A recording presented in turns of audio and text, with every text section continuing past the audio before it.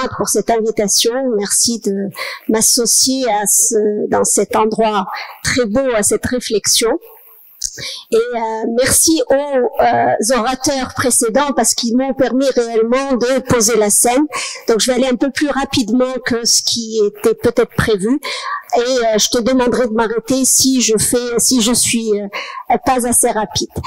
Ce matin, moi, je vais vous livrer un work in progress, justement. C'est des réflexions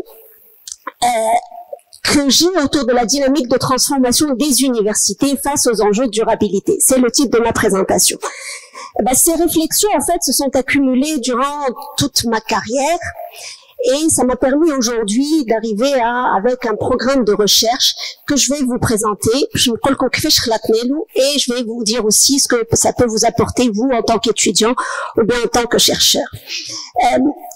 Je suis enseignante en gestion. J'ai fait mes études donc autour de la prise de décision dans les petites et moyennes entreprises en Tunisie.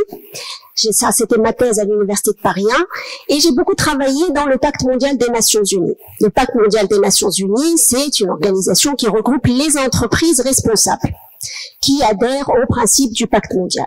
Ça, c'est les deux premières casquettes. Donc, je suis enseignante en gestion.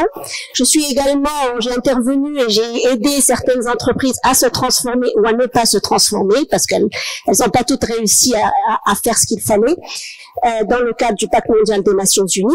Mais j'ai également été vice-présidente de l'Université de la Manouba juste après la révolution de 2011 à 2017 pour 2 mandats. Ensuite, 2 mandats de présidente.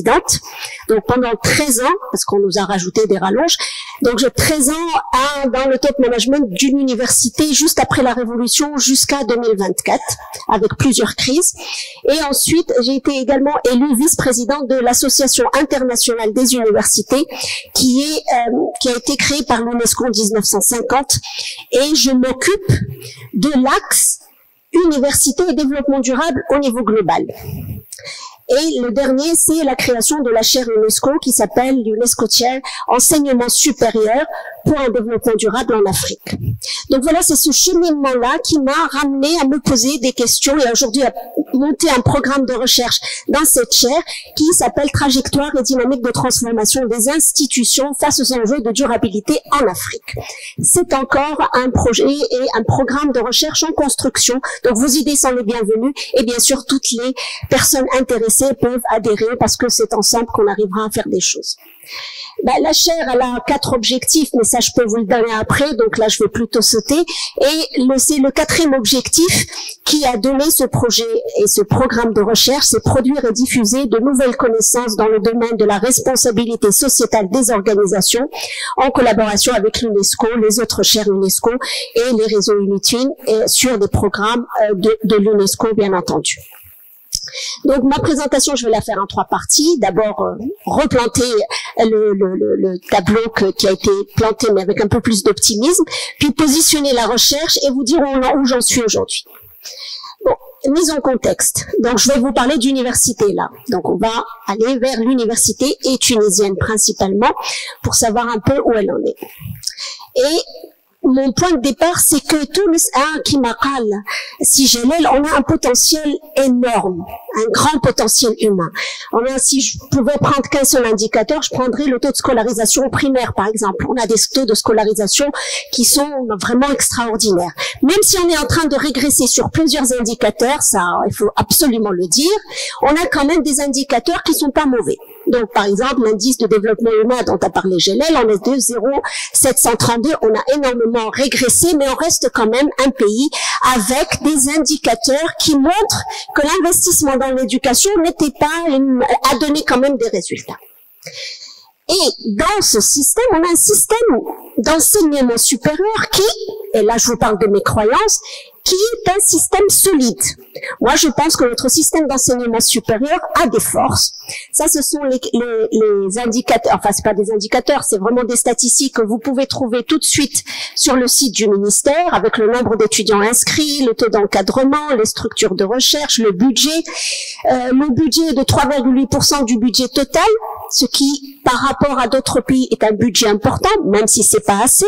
Ce n'est là, pour nous, pas assez du tout, mais quand on compare par rapport à d'autres pays, je vais venir à l'Afrique, ça reste quand même quelque chose qui pourrait être une force. Dans le domaine de la gouvernance, nous avons depuis 2011 des élections à tous les niveaux, ce qui peut constituer, avec toute la faiblesse et tous les revers que ça peut avoir, quand même quelque chose de différent d'autres pays d'Afrique que j'ai pu observer et d'autres contextes. Nous avons un nombre d'étudiants qui est en train de diminuer, contrairement à nos voisins en Algérie et au Maroc, et nous avons quand même un taux de scolarisation des filles et un nombre d'étudiantes avec un nombre de diplômés filles qui est quand même assez important. Si je devais prendre le Global Innovation Index, là, nous avons également, il semblerait, certains indicateurs qui seraient bons. Dans le Global Innovation Index, là aussi, c'est en train de diminuer. Mais nous avons quand même quelques points forts. Dans le Global Innovation Index, notre point fort, c'est le Human Capital and Research. On est classé 47e au monde et on était même classé 35e à un moment. Mais on reste quand même assez bien classé. Et vous avez à gauche, ce que vous pouvez trouver dans le rapport sur le net, les forces, et à droite, ce qui va pas. Dans ce qui va, il semblerait qu'on soit classé, ça rate 2e, ça rate 4e en nombre de diplômés en STEMS. Et le deuxième point positif, c'est les publications scientifiques. Tout ça rapporté au PIB, bien sûr. On est classé maintenant, on était 10e, on est classé 14e au monde, là, on a et on a apparemment classé, on est classé 36e en nombre de en certification ISO. Donc ça, c'est les points forts. Les points faibles de l'autre côté, c'est que, comme ça a été dit, on ne publie absolument pas avec le monde socio-économique. D'ailleurs, ça va être expliqué tout à l'heure. Donc, on a vraiment des publications purement théoriques qui nous permettent d'avoir quand même une performance sur certains niveaux, mais dans l'utilisation de l'énergie low carbone, on n'est pas bon du tout. Et dans le ranking des universités QS, on n'est pas bon du tout. Enfin, on n'est pas bon, on est 75e. Donc, en gros, si on se réfère à tout ça, on peut considérer que la Tunisie a des forces, et moi, je suis convaincue qu'elle en a. Si on prend d'autres indicateurs, on est parmi les pays qui ont le taux d'encadrement le plus élevé. Moi, je vous parle chiffres, pas qualité maintenant. On peut aller dans les chiffres analysés. On a 11 étudiants par enseignant. Le taux est de 11 étudiants par enseignant. Ça va faire pâlir plusieurs pays beaucoup plus développés. On a, il me semble, je sais plus combien là. Bon, c'est pourquoi c'est coupé. Je sais pas, on a 55,4% de chercheurs femmes. On est premier en Afrique et dans la région MENA en pourcentage de femmes chercheurs. Et tout à l'heure, quand je vous ai parlé du rang en STEMS, il faut dire qu'on a aussi, parmi les diplômés, pratiquement 40% de filles, ce qui est exceptionnel dans les STEMS.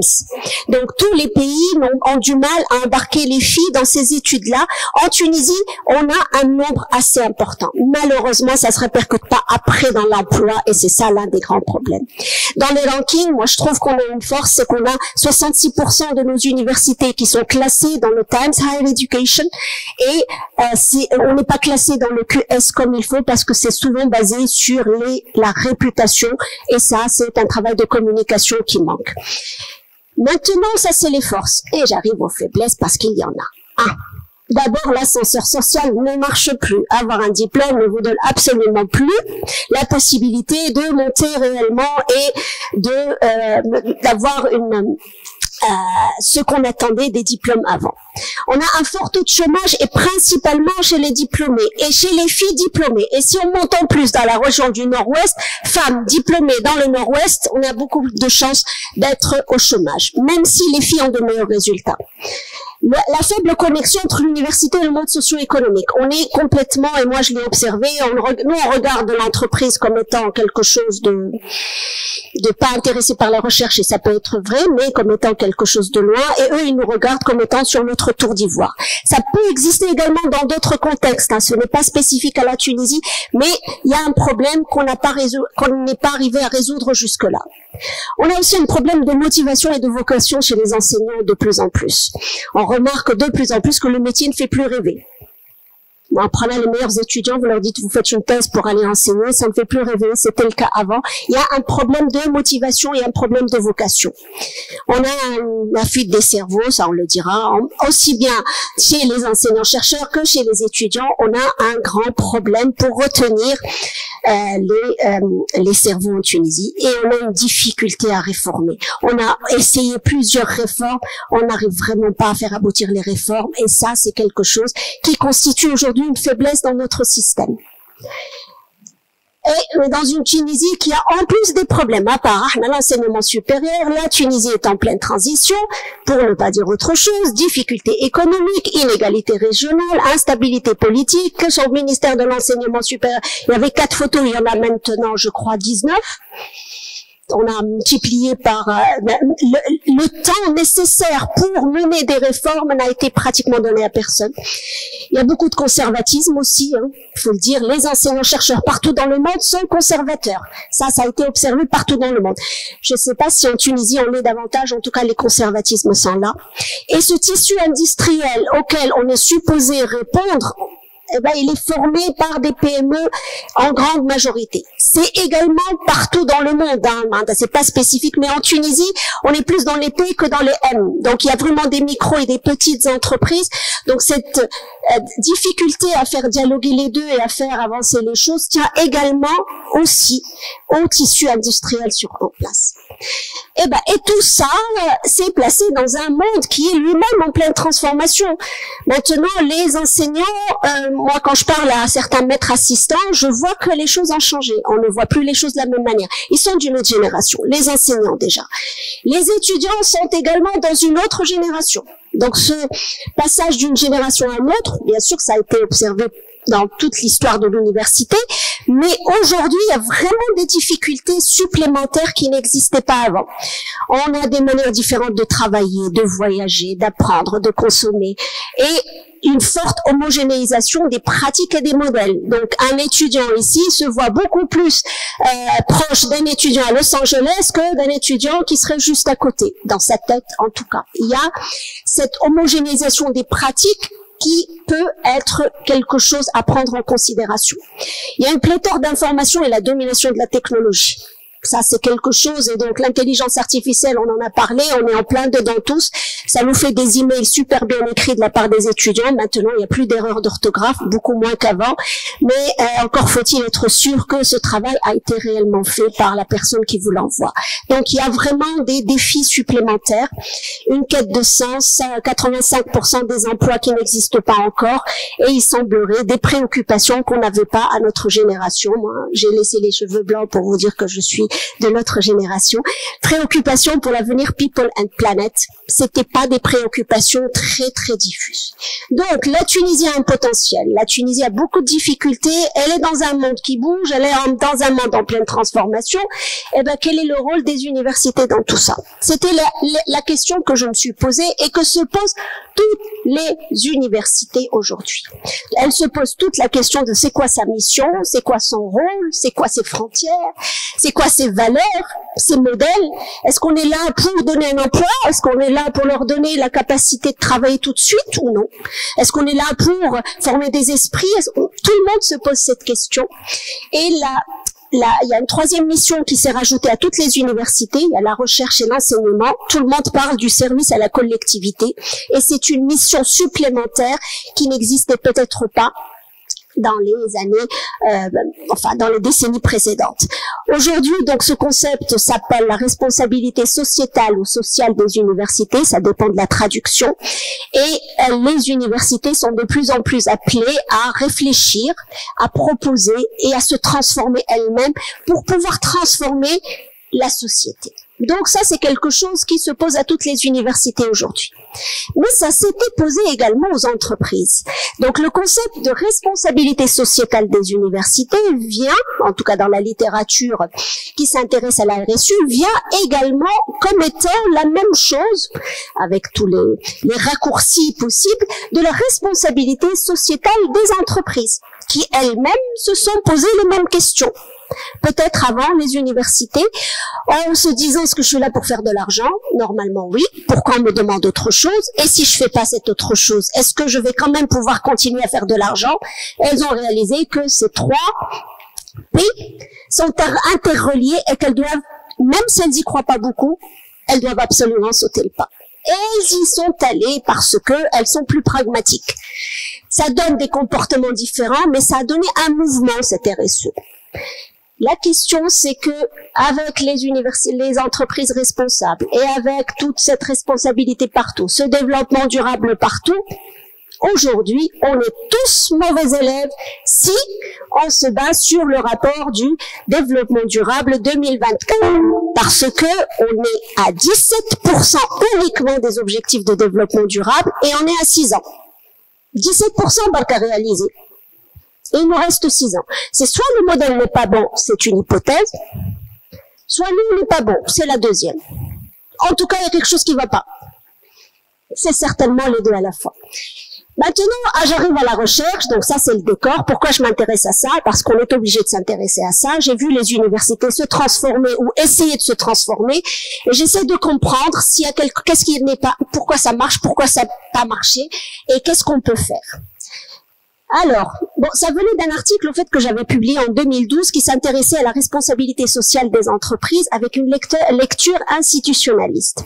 Et c'est ce que, dans cet article-là, que je peux vous donner le lien, on voyait la RSE comme étant une institution, c'est-à-dire un ensemble cohérent de prescriptions de comportement, collectivement admises, et on essayait d'analyser, donc dans une lecture institutionnaliste, l'histoire compte, le contexte compte, l'acteur compte également, et il y a 3 piliers qui sont à l'œuvre, la loi, les normes et les symboles. Et dans cet article, on essayait de comprendre quelles étaient les causes de l'émergence de la RSE, qui étaient les acteurs, et quelles étaient les modalités et les processus. Ce que j'essaye de faire justement pour la RSU, c'est un peu ça.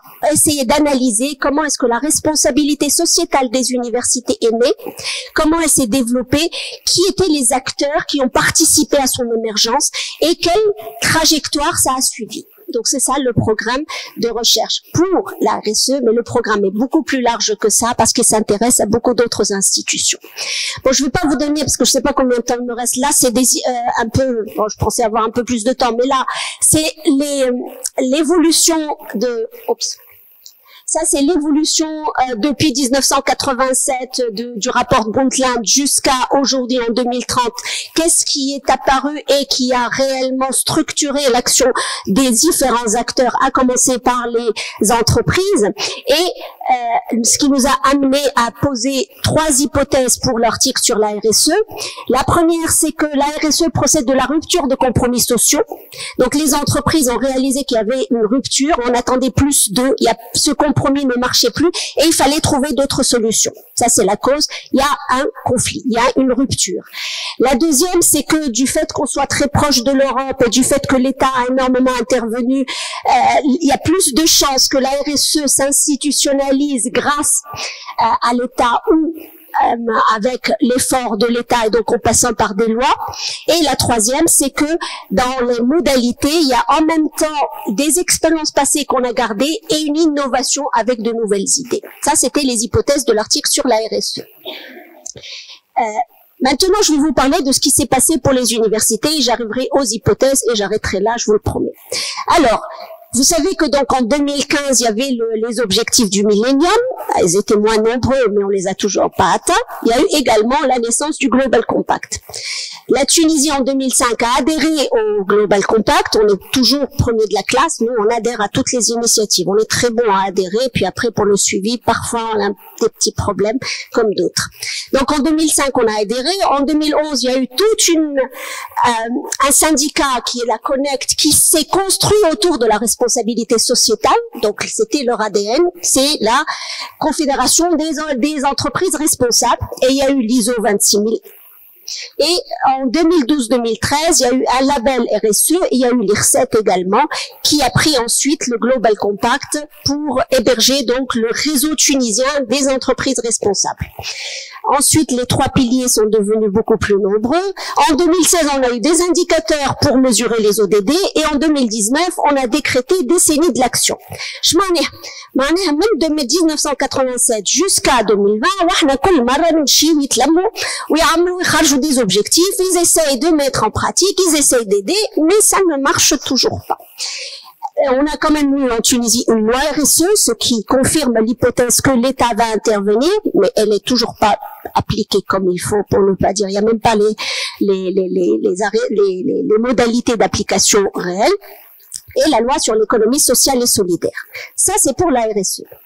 Aujourd'hui, si on va vers donc si Adel Binous nous donne un policy research report avec les indicateurs, l'index de performance de la Tunisie dans les objectifs de développement durable, on a un score global de 72,5 et là, vous allez avoir pas objectif par objectif.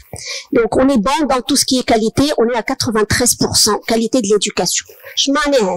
معناها تونس elle a un système éducatif qui lui permet aujourd'hui de dire que la qualité de l'éducation في تونس السكور نتاعها باهي. Donc ça rejoint ce que j'ai dit, on a des ressources humaines qui sont quand même d'une qualité qui pourrait nous permettre d'aller plus à l'avant. Donc qu'en est-il des universités? Je vais essayer de poser les mêmes questions. Est-ce que les universités ont pris le train de la responsabilité sociétale, définie comme l'intégration des principes du développement durable dans la formation, la recherche et dans leurs activités courantes? Si oui, pourquoi? Si oui, qui a fait ça? Si oui, comment ça a été fait? Voilà les 3 questions que je vais me poser. Les causes. Comme je vous ai dit tout à l'heure, à part tout ce qui s'est passé pour les entreprises, il y a des choses qui se sont passées pour les universités. Et ça vient du domaine de la globalisation. Il y a eu ce qu'on a appelé les rankings. هذوما كي من شنغهاي في 2000 بدينا اللي كان وحده هكا في تونس محطوط ولا يغزر الكل telle université a tel classement, tel. On a commencé à regarder un peu ce qui se passait partout et à essayer de se positionner. Toutes les universités ont cherché à comprendre, en tout cas probablement pas comprendre, mais ont cherché à se positionner. Ensuite, il y a eu le Times Higher Education en 2003. Le Times Higher Education, j'ai un mal le QS. C'est vous dire qu'il y a marché, hein, ça se développe, il y a beaucoup d'argent derrière, et tous ces organismes commencent à vouloir nous dire ce qu'est une bonne université. Mais comment on peut être premier dans un classement et 10e dans un autre et 20e et dernier dans l'autre si on est le même? C'est que le problème est peut-être la mesure. Ensuite, donc, en 2022, l'UNESCO a fait l'Education for Sustainable Development 2030 et elle met beaucoup d'instruments pour que le développement durable soit intégré dans les méthodes éducatives. Tous ces classements, je pense personnellement, c'est une croyance, nous ont pas aidé à être plus responsables, au contraire. Ils nous ont posé comme idéal des choses qui sont loin de nos réalités et qui devraient être loin de nos préoccupations. Il y a d'autres classements, l'État là quand même, les organes de classement, ils sont intelligents, ils veulent faire de l'argent. Quand ils voient quelque chose qui leur échappe, ça nous échappe, ils te créent d'autres classements pour ça. Et c'est ce qu'ils ont fait. Bon, le Prime, ça c'est le Global Compact. C'est pas un classement, c'est un outil pour aider les universités qui font de la gestion, parce que c'est le Global Compact, à être plus responsable. À la limite, peut-être qu'il fait les choses différemment. Mais vous avez le Green Metric, c'est un classement basé sur le développement durable des universités. Vous avez l'International Association of Universities a créé des clusters. Vous avez le Times, Times Higher Education Impact, ou le QS, QS Sustainability. C'est comme les produits, qui me dit trop التراجم مشات عملت بدري واحد وكل سميت المهم قالك ça marche pas, on va avoir tout le marché. Même ceux qui n'y croient pas, ils vont venir vers moi. Et on reçoit à chaque fois, si vous voulez améliorer, il suffit de venir, on peut venir vous conseiller. Donc il y a eu toujours dans la même dynamique, des classements qui ont quand même réussi à intégrer des préoccupations environnementales. Il y a aussi 2024, comme on est très loin, là-bas, aux Nations Unies à New York, ils nous ont dit qu'il faut plus d'audace. Il faut plus de paix, plus de solidarité et des partenariats effectifs.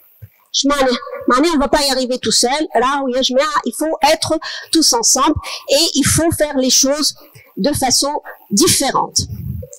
Mais l'université en particulier a été interpellée pour ça.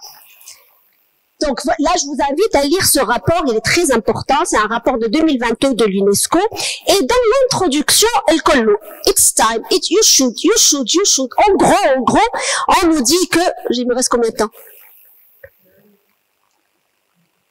3 minutes, ok. Et on nous dit qu'il est temps de repenser notre rôle, il est temps de faire de l'éducation au développement durable. Vous devez être là pour après 2030, justement. Parce que là, le nouvel agenda est en cours de réduction. On va continuer, on va en faire un autre. On n'atteindra jamais, mais on en fait. Et l'enseignement supérieur n'a jamais été réellement impliqué dans ça.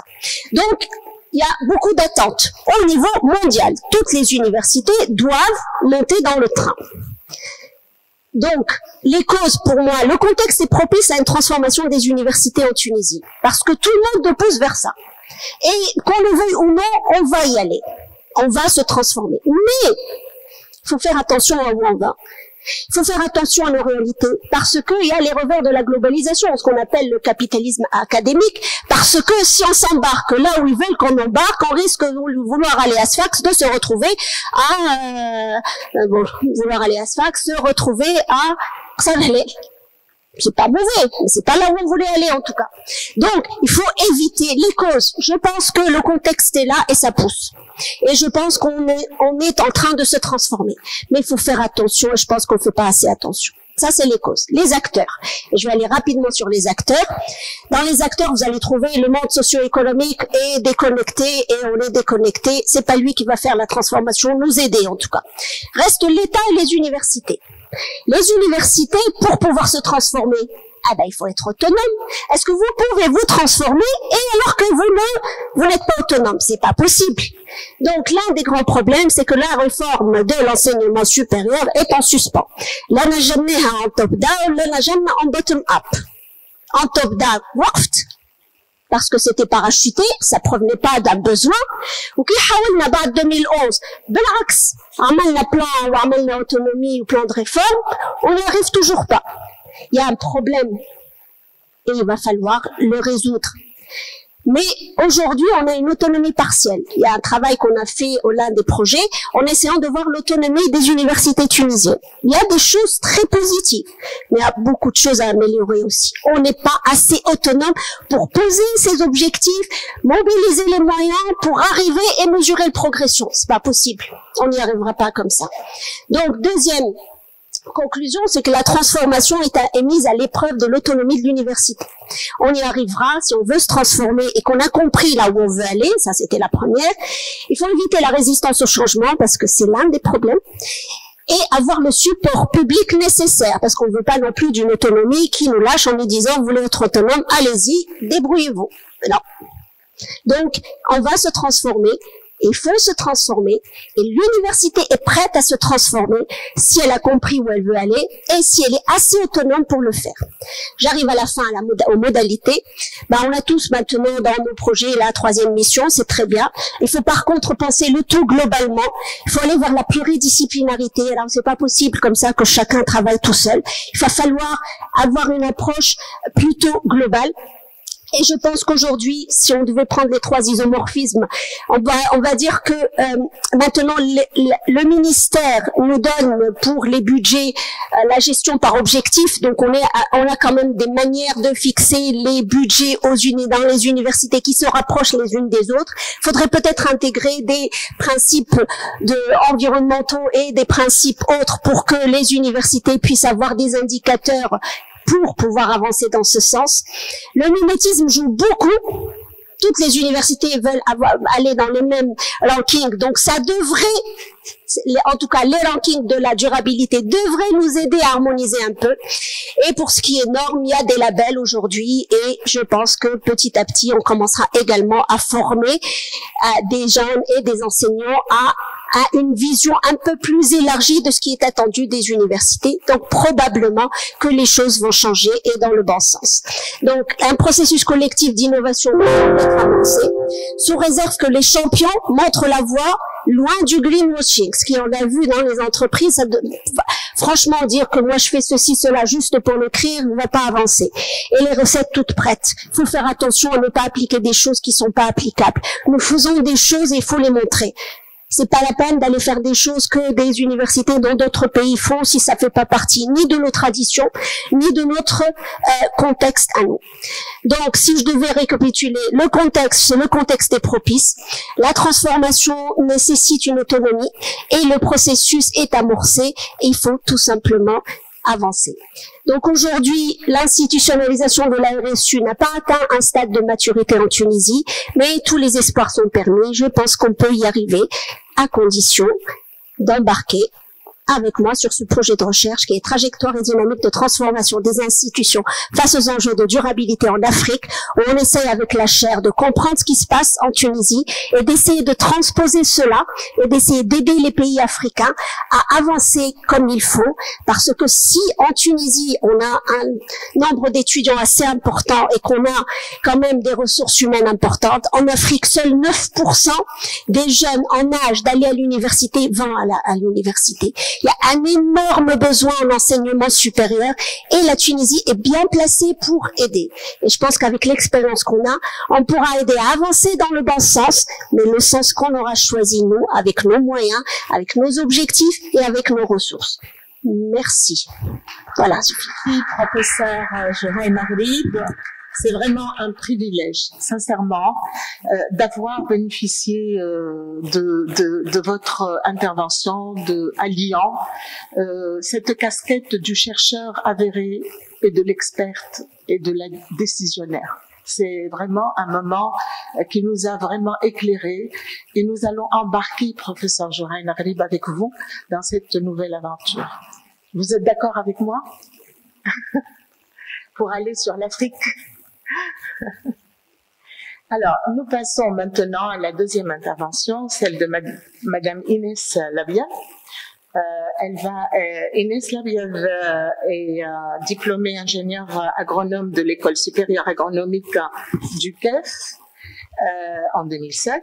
Elle poursuit ensuite ses études avec un master de recherche en innovation et développement des territoires ruraux en 2008, suivi d'un master of science en 2009 dans la même spécialité à l'Institut agronomique méditerranéen de Montpellier.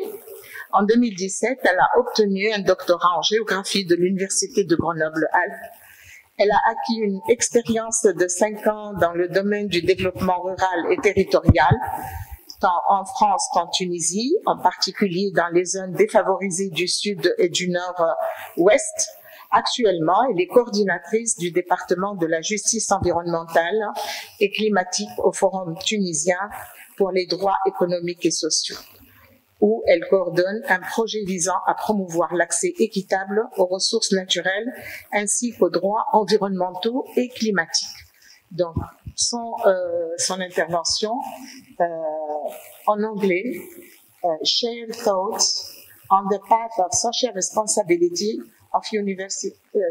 Excusez-moi, je lis l'intitulé de The Challenges of Justice in the Face of Water Resource Scarcity and Environmental Declines. Donc, je suppose que c'est en arabe. En arabe. Ah, surprise. Alors, nous allons voyager entre les langues ce matin. Depuis ce matin, ça c'est l'esprit tunisien, vous savez. Avant, moi je disais parfois, quand on veut parler, on passe d'abord par le tunisien. Ensuite, on va aller vers une autre langue. Ça dépend, ou le français, ou l'anglais, C'est pour ça que ça prend un peu de temps chez nous, hein, parfois. Ces paliers qu'on essaye de traverser. Mais d'ailleurs, il y a un colloque actuellement dont on vient de faire l'annonce et qui parle de cette problématique de la transmission des savoirs chez nous en plusieurs langues et l'absence de la langue maternelle qui est essentielle pour la compréhension des connaissances. Voilà. Alors, je vous donne la parole, Inès. مدام سعاد، ميرسي بوكو، يعطيك الصحة. حبيت نشكر بيت الحكمة على الفرصة اللي أعطاها لي أنا شخصيا. أنا اليوم أول مرة في بيت الحكمة الحقيقة. جو سوي ايمو خاطر الاسباس محلاه برشا وعلى خاطر حتى لا ديناميك زاد مهمه برشا. انه اليوم اونتر انا مش بنحكي راني بالعربيه كهو راه دياليكت تونيزيان دونك فرونسي شويه شويه عربي دارجه مش عربيه قحه.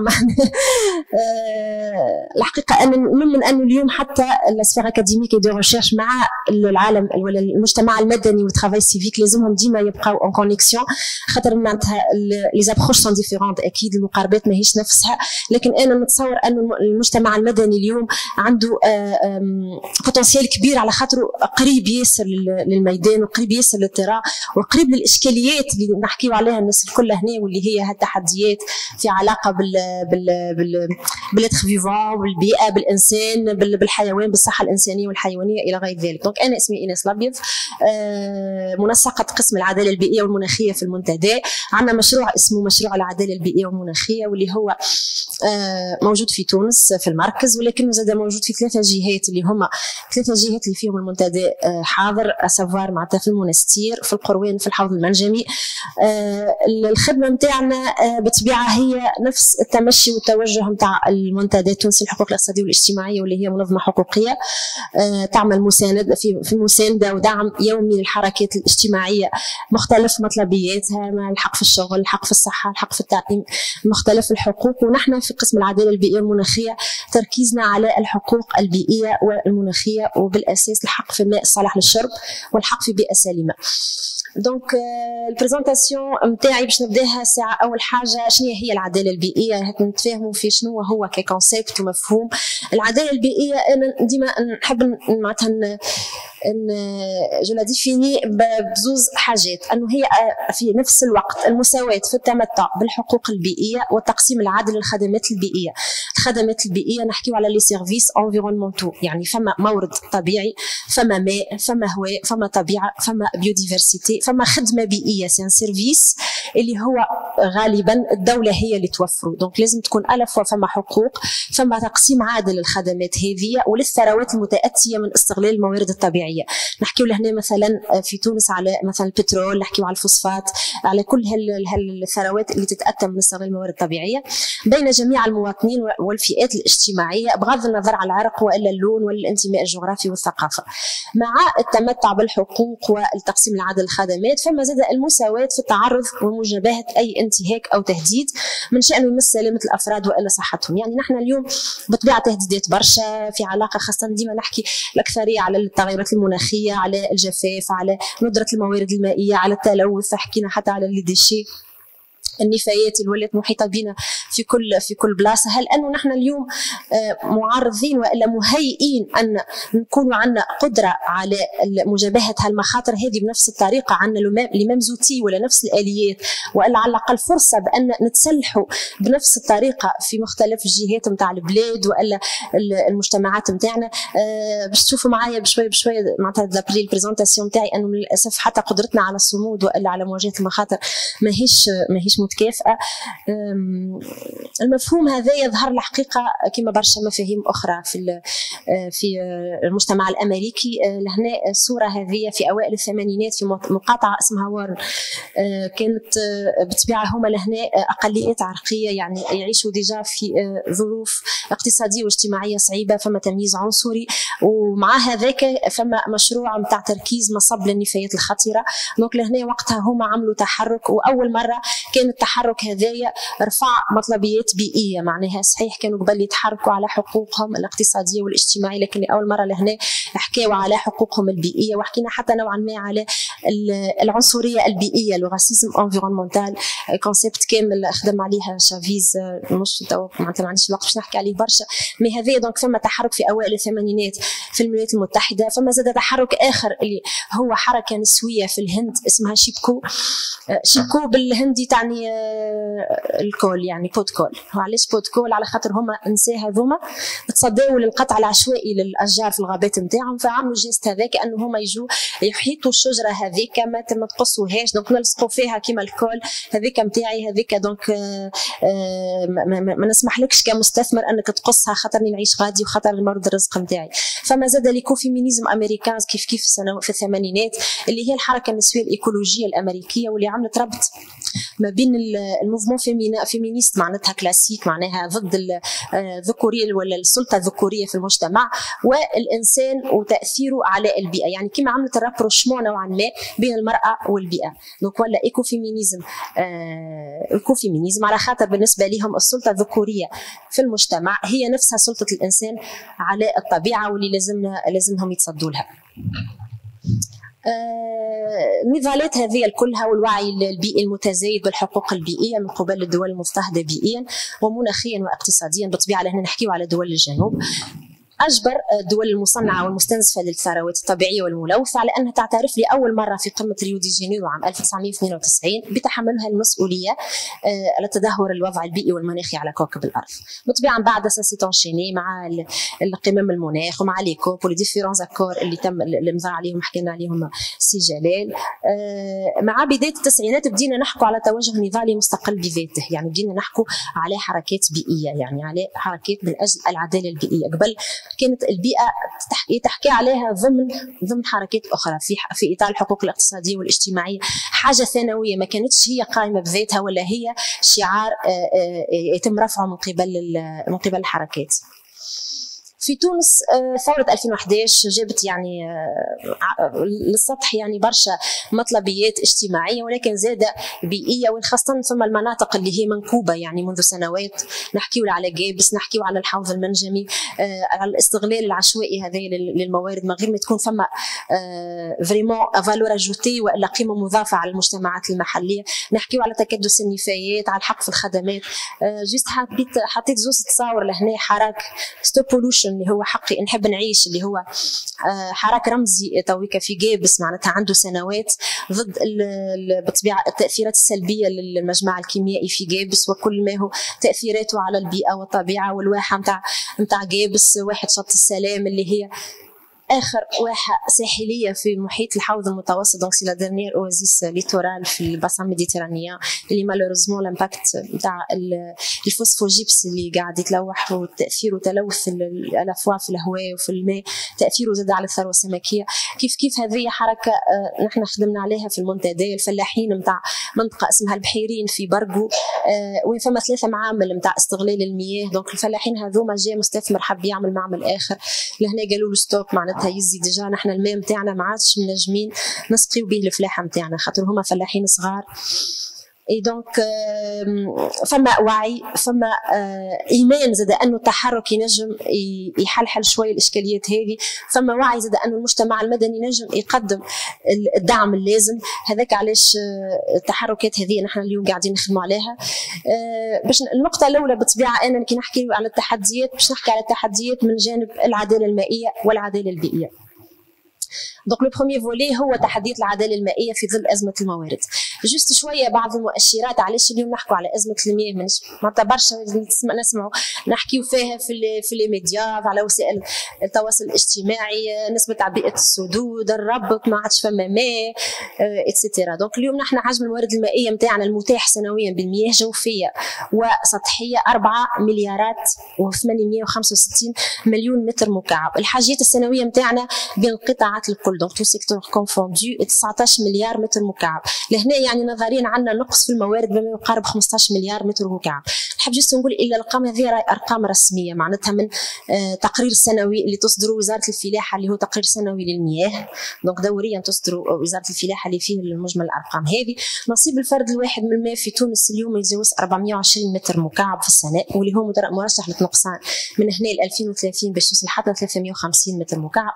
خطير برشا الرقم هذا على خاطر نحن جوستومون اليوم في تحت خط الشح المائي، تحت خط الشح المائي اللي هو تعرفوا انه هي الدول اللي الفرد عنده اقل من 1000 متر مكعب في السنه. دونك نحن بعد برشا ديجا على النيفو هذا. كيف بالرجوع الى تعريف منظمه الصحه العالميه اللي تعرف خط الفقر المائي باقل من 500 متر مكعب، نحن زاد تحت خط الفقر المائي، واللي هو تكون عنده اضرار حتى على صحه الانسان والبيانات اللي معناتها نتاعو في خاصه في علاقه بصحته. السدود نتاعنا للاسف ما شاء الله صابت برشا مطر وعام السنه خيرات معناتها كيما نقولوا فيها، لكن وضعيتها صعيبه برشا على خاطر فما برشا كلماتاج والطمي هذايا والا الطين اللي قاعد يترسب ماهوش مخلي السدود توصل طاقه الاستيعاب نتاعها القصوى. هذاك علاش نحن سنويا نفقدوا ما يقارب 22 مليون متر مكعب من القدره التخزينيه نتاع السدود بسبب الترسبات وضعف الصيانه. فما برشا مياه مهدوره، ولهنا الناس الكل نعرفوا الماء ساعات يبقى يجري تكلم السوناد الو فما فويت فما بان فما كذا، يبقى يجيك ما يجيكش، يبقى نهار نهارين اكسترا. دونك رقم زاد يخوف الحقيقه على خاطر فما اكثر من 24% من المياه نتاعنا ضايعه قبل ما توصل للمواطن، معناها من قبل ما توصلني انا لداري المياه هذاك ديجا ضايع. في بعض البلايص توصل حتى 30% كيما نحكيو لهنا في قفصه وين شبكه السوناد يعني من السبعينات عمرها اكثر من 40 قريب 50 سنه تويكا ما تمش تجديدها.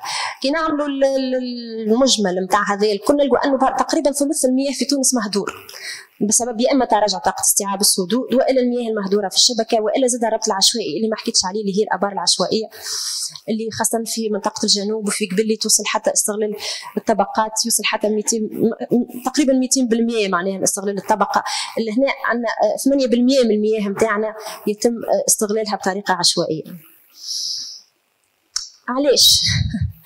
علاش هذا الكل؟ بالطبيعه فما اطار سياسي واطار قانوني واطار تشريعي اللي هو ينظم استغلال المياه في تونس. نحكيو على مجله المياه وما ادراك ما مجله المياه اللي هي من سنه 1975 لم يتم مراجعتها، ولو انه بدا التنقيح نتاعها من 2019 اجتماعات حتى المجتمع المدني كان حاضر فيها دي كونسلتاسيون على ليشيل ناسيونال اتسيتيرا. فرحنا في 2021 على خاطر لجنه الفلاحه على مستوى مجلس النواب وصلت انها باش تعطي نسخه اخيره يعني لمجله المياه اللي كان فيها حتى بعض مقترحات المجتمع المدني، لكن للاسف لمجاج والاجيال هذاك نتاع مجلس النواب في 2021 وقف البروسيس الكل وقعدنا في النقطه الصفر نتاع انه مازلنا اليوم نخدموا مجله المياه نتاع 2021. مالوريزمون مجله المياه هذه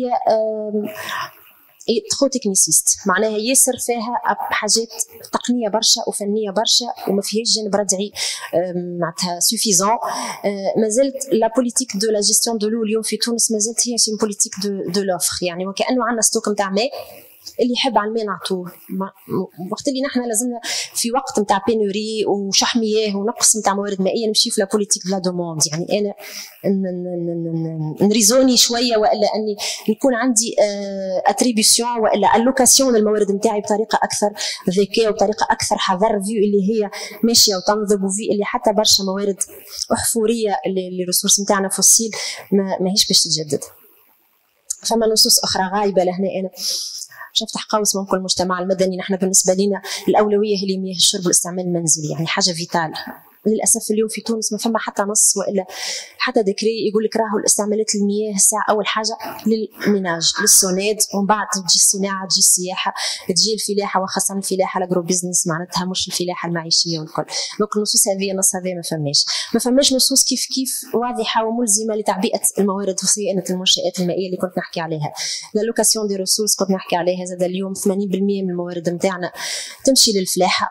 الفلاحه اللي بالطبيعه ناكلوا منها، اكيد مهمه برشا انه الفلاحه تستنفع من الماء، لكن اي فلاحه اليوم نريد في بلادنا؟ معناتها اسكو انا باش نمشي في الفلاحه اللي باش نصدر منها، اللي باش تدخل لي دوفيز، ولكن اللي باش تعطش العباد واللي باش تجوعهم واللي باش تخليني اكثر ديبوندونس للاسواق الخارجيه وللبذور وللادويه، كيما نحكي على الفريز، نحكي على البرقدان، نحكي على التمور اللي ما عادتش، نحكي على الاصناف الجديده اللي ماهيش الاصناف المحليه نتاعنا، على دقله النور اللي حتى الفلاحين اليوم في الجريد معناتها في حلقه مفرغه، على خاطر حتى بالنسبه لهم ما عادش مربحه كيما قبل لانه المارشي تعبى الى غير ذلك. دونك ديما السؤال هذا لهنا تحدي انه هي شنو الفلاحه اليوم اللي لازم نتوجهوا لها.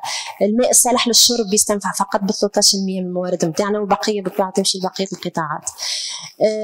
توجه نحو تحليه مياه البحر اللي هو توجه اليوم ماشيه فيه زاد الدوله، هو باهي كحل معناتها، لكن لازمنا نكونوا حذرين على خاطر كلفته عاليه، والكلفه العاليه مش فقط معناتها انكو معناتها ماديه، لكن زاد فما كلفه بيئيه، على خاطر الماء هذاك اللي باش يتحلى باش يخرج ديزو اوتمون سالي، معناتها مياه شديده الملوحه باش يتم ارجاعها للبحر وباش تعمل بيرتورباسيون المنظومه البيئيه والاسماك. دونك تنجم تحل المشكله نتاع المياه، لكن اكور تيرم معناتها الامباكت نتاع البيئي نتاعها ماناش باش نشوفوه توا، ممكن نشوفوه بعد 10 ولا 20 سنه، كيما اي مشاريع اخرى معناتها، حتى كيما الجروب شيميك في جابس هللت العباد الكل وفرحت وهذيك دي بول اندستريال اتسيتيرا، ولكن الامباكت ديما سورتو الامباكت انفيرونمونتال راه ما يتشافش بالوقت، راه يتشاف بعد 5 10 حتى بعد عقود.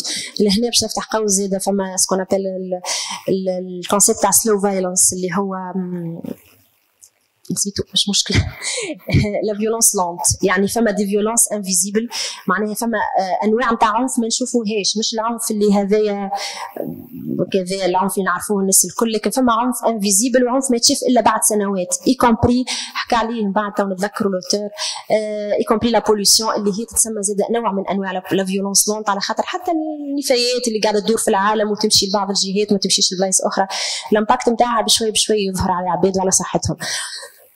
فما قطاعات اللي هي مدعومه اليوم وتهدد الامن المائي، بالطبيعه تعرفوا الكل قطاعات الفوسفات كنت نحكي عليه، اللي السي بي جي اليوم تغسل في الفوسفات بالمياه السونات، يعني المياه السباله ماشيه في غسلان الفوسفات، هذاك علاش يخلي انه مدن كيما رديف والمتلاوي وام العرايس وخاصه مدينه رديف تبقى بلاش ماء في الصيف حتى اكثر من شهر. حلت شويه المشكله، انه النشاط توقف شويه فهمتني، لكن المشكله تعاود كل صيف نفس الاحتجاجات نفس الحركات، انه انه السي بي جي حتى من منطلق الRSE حكينا على المسؤوليه المجتمعيه لازم المساهمه نتاعها في تزويد المساكن بالماء في منطقه الحوض المنجمي تكون اكثر من اللي قاعد يصير توا. البول نتاع التكستيل زاد في البي ولا في خليج المنستير الفلاحه الموجهه للتصدير حكيت عليها، مالوريزمون الاجراءات هذه ما زلت ماهيش على اوتور دي ديفي اكتويل، معناها نحن كي نحكيو في مارس 2023 اجراءات التقشف نتاع نظام الحصص، ما عادش تغسل الكهرباء نتاعك، ما عادش تسقي جردة نتاعك الى اخره. ديجا بعد عامين تو ما خرجتنيش وزاره الفلاحه بتقييم، اذا كان مانيش غالطه معناها عامين نورمالمون تو نجموا نقيموا شنو الامباكت نتاع اجراءات التقشف والا الحصص هذه على الثروه المائيه نتاعنا. فما كيف التوجه نحو ان نحن نحبوا نقتصدوا في الماء، دوك ما عادش نعطوا تراخيص للفلاحين باش يحفروا ابار، مالوريزمون زاد التراخيص تتعطى وما تتعطاش لحد اخر، وماهيش تتعطى بالمحاباه، خلينا نقولوا معناتها ماهيش تتعطى بطريقه شفافه والا البزوان بالضبط، فلان هذاك ياخذ هذاك ما ياخذش، بار كونتر هذاك عنده بزوان خاطر يعيش في صغار ويقري في صغار ويعيش في عائلته، لكن نعطيها انا المستثمر كبير. دوك فما لوبيات كيما حكينا توتالور في مختلف القطاعات ايكومبري في قطاع الماء. المياه المشتركه مع الجزائر اللي توا الجزائر زاد بانيه برشا سدود وقاعده تستغل في ليناب بارتاجي مع تونس في الجنوب، مالوريزمون تونس غايبه كومبليتمون. لازمنا اليوم دبلوماسيه مائيه، دبلوماسيه ادغيك، معناها انه نحن نحكيو على الماء نتاعنا اليشان انترناسيونال وان نضربوا عليه بالبنيه، على خاطر الماء حاجه استراتيجيك، الماء حاجه استراتيجيك مش معقوله انا اليوم تمشي للكوب تسمع التوانسه فاش يحكيوا الجمله ما همش اون ديري سي با معناتها الدياغنوستيك اللي نحكي فيه هذا وكانه مش موجود جمله، وكانه الماء عادي موجود وما فماش رهانات وما فماش تحديات وفي المستقبل ما فما حتى صعوبات. لو كور هذاك دبلومات نتاع الماء موجود في برشا دول معمول، راهو لازم حتى تونس تمشي فيه. غياب التدقيق المائي لوديت ادريك معناها معطيه الماء يحفر بير كسوة النسيج ولا يغسل ولا يعلب، شنو هو معناتها من بعد لازم تعمل عليه يوديت شنو استهلك شنو نعمل به الماء هذاك، شنو الافيكاسيتي الافيسيونس كذا. البصمه المائيه ولا لامبرانت ادري كيف ودراسه التاثير على الموارد السابقه لاي مشروع. مانيش نحكي على دراسه التاثير على المحيط، نحكي على دراسه التاثير على الموارد المائيه اللي ماهيش قاعده تتعمل. هذه كل يوصلنا أن الحق في الماء في تونس اليوم مهدد. عندنا ما يقارب 200,000 تونسي اليوم يفتقرون لأي مصدر من المياه، اللي هو عدد كبير برشا، معناه 1 على 5 مليون تونسي لا عنده ماء سبالة، لا يتبع جمعية مائية، لا عنده فونتين بوبليك، لا حتى شيء. فما 650,000 تونسي يتزودوا عن طريق الحنفيات العمومية اللي هي الفونتين بوبليك اللي تعملوا في تجمع سكاني في المناطق الريفية، دونك يجوا 10 ولا 20 عائلة يعبوا كلهم السبالة اللي هو يسمى حل معين. نحن في المجتمع المدني ولينا نضربوا على الحنفيات العمومية هذه، على الأقل لمهندر دي شوز سباب ما نجموش على الأقل تكون حنفية عمومية. فما 1399 جمعية مائية للشرب تزود 1,556,000 شخص. الجمعيات المائية هذه تعرف إشكاليات كبيرة هيكلية مادية، إشكاليات في الجوفرنانس في الحوكمة نتاعها، ما هم إلا ناس متطوعين شادين الجمعيات المائية. يعني أنت ما تنجمش تجيب إنسان متطوع وتطلب منه أنه هو يكون سيريو ويكون أونيت، خاصة أونيت، وأنه الفلوس هذيك اللي قاعدة تجي يصلح بها البان ويعمل بها كذا. أون بليس العباد فقيرة في المناطق الريفية فولو دير، راهي الناس ما عندهاش باش تخلص كوتيزاسيون نتاعها، دونك المديونيه نتاعهم تنجم توصل حتى مئات حتى الملايين. معناتها بعض الجمعيات المائيه في ارياف القيروان خاصه المديونيه نتاعها كبيره برشا. لهنا نوصلوا بريسك الاثنين ولا يظهر يتجاوز حتى 2 ملايين تونسي التزود نتاعهم هش، دونك ان ابروفيزيونمون بريكير اللي هي حاجه خايبه برشا. نجمو تويك للاكس نتاع المدارس الابتدائيه وين عندنا ما يقارب 1361 مدرسه ماهيش مربوطه بالسونات، و527 مدرسه محرومه تماما من الماء. يعني تمشي يا ما تلقاش بلوك سانيتير جمله، يا تلقى البلوك سانيتير والسباله وما فماش ماء، يا ما تلقى حتى شيء يجوز تقسمو كهو. الصغار غاديكا يعدي نهارو كل برا يقرا ويزيد كمل ما عندوش ماء، يا اما باش يشري الماء يحط داكوزه في ساكو، دونك يوميا دينار 30 دينار في الشهر على عائلات ديجا ما عندهاش معناتها ما عندهاش القدره باش انها ولا باش يبطل صغيرو. هذاك علاش ديكروشاج سكولير راهو عنده علاقه بالماء وغياب الماء في المدارس الابتدائيه. الشبكه المحترقه وتقادمها وجوده المياه اللي حكينا عليه، الانقطاعات المتكرره الى اخره. نقطة مهمة ياسر في علاقة بالعدالة المائية واللي هي التفاوتات، راهي لي ديسباريتي والا تفاوتات بين الجهات، بين المدن والأرياف، بين العاصمة والمدن الكبرى، الولايات الداخلية، تزود بالصونات، تزود بالجمعيات المائية، راهو يخلق غبن ويخلق فرستراسيون عند الإنسان. هذاك علاش حتى نحن في المنتدى كل عام نرصدوا في التحركات البيئية. المرصد الاجتماعي التونسي اللي هو تابع المنتدى رصد 252 تحرك من اجل الحق في الماء سنه 2024، والعدد هذايا اكثر من 2023 ديجا، معناتها الكرواسونس نتاعو مازال طالع. العداله المائيه، التعليم، العيش الكريم، الحقيقه المعادله هذه نمن بها ياسر وحتى معناتها باش تحكي الارغيومونتير نتاعك الماء علاش الماء مش لا الماء علاش على الماء خاطر باش نشربوه، خاطر باش نتعلموا، خاطر باش نقراو. هذه ستاتستيك نتاع وزاره التربيه اللي فيها معناتها البورسنتاج نتاع الربط بالمياه السوناد بين الولايات. ماهيش سوربريز ان نلقوا القصرين هي اقل ولايه مربوطه المدارس نتاعها بشبكه السوناد، يعني 28% فقط من المدارس فيها ماء في القصرين، يعني مدرسه على 3 فيها ماء، زوج مدارس ما فيهمش.